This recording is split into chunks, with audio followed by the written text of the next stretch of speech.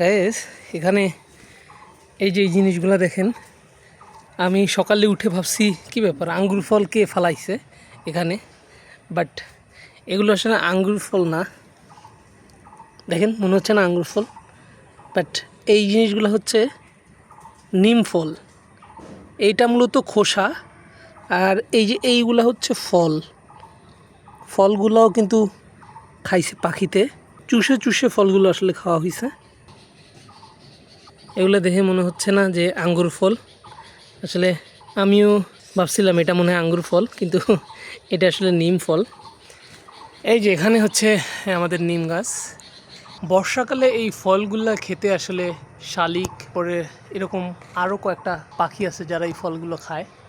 এই যে দেখেন একটা পাখি এসে বসলো এই যে মাত্রই, ও আসলে ফল খেতে আসছে।